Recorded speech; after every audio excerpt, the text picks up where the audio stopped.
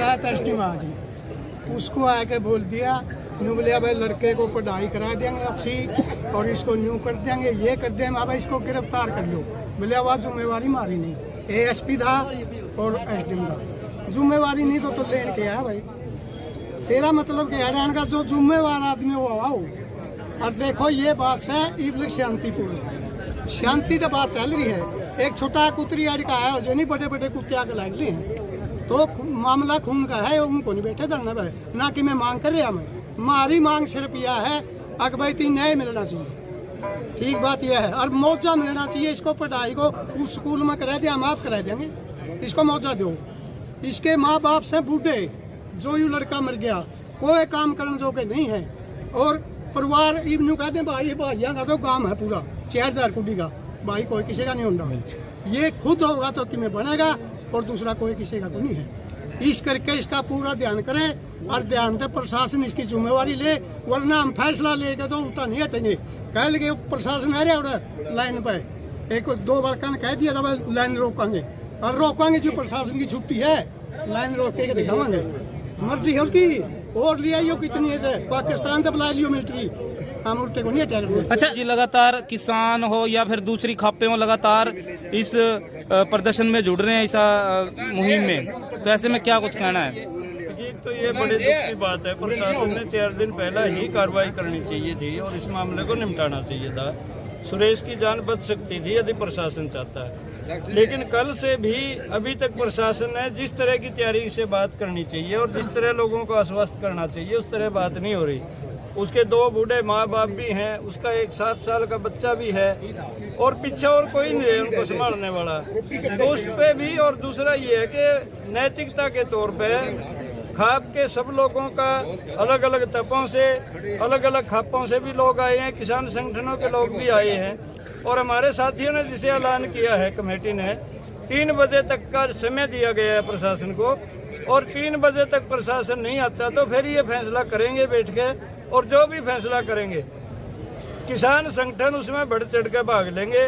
हमारी ये सोच का आए थे आज हमें कि आज तो हमें सरकार प्रशासन और खाप के बीच में बात को छोड़ दें, लेकिन 3 बजे तक यदि मामला नहीं निपटा तो फिर हम सीधा इस आंदोलन में सम्मिलित भी होंगे और हर तरह की लड़ाई को लड़ेंगे।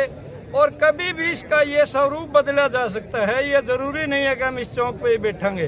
ये हमारे बड़े बुजुर्ग यदि कहेंगे चौक पे बैठना है चौक पे रहेंगे, और फैसला होगा तो उसको भी लागू करेंगे। लेकिन प्रशासन की बहुत बड़ी असफलता है, देरी नहीं करनी चाहिए थी और मामले को निपटाना चाहिए।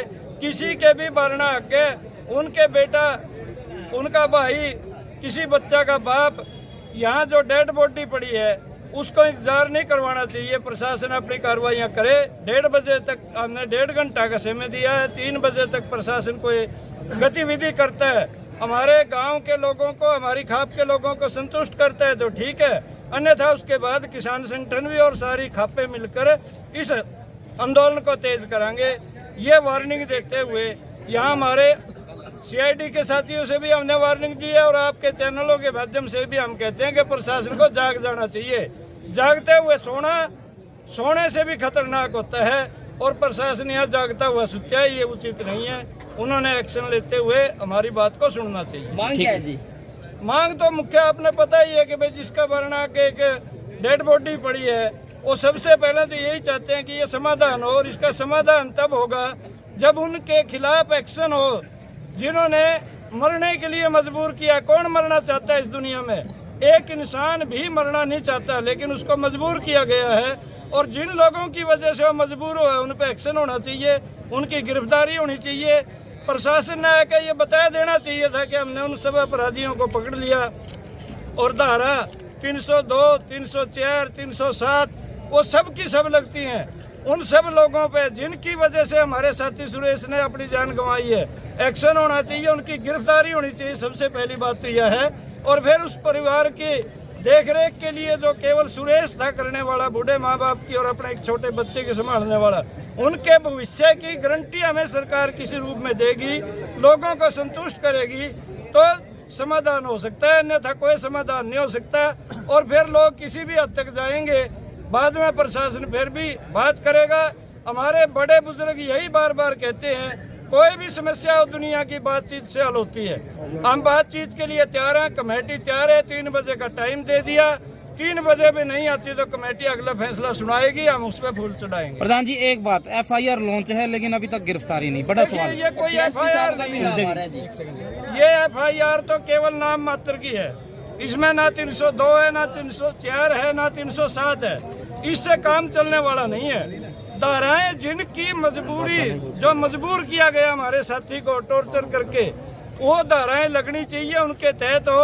बाद में सारी इंक्वायरियां, जांच पड़ताल सब हो जाएंगी, लेकिन FIR में यदि मामूली पॉइंट लिखे जाते हैं तो किसानों का गुस्सा ठंडा नहीं होगा। ये बात कहते हुए हम फिर एक मांग करते हैं कि समय गंवाए बिना प्रशासन ने दखल देना चाहिए, सरकार ने भी गौर करनी चाहिए।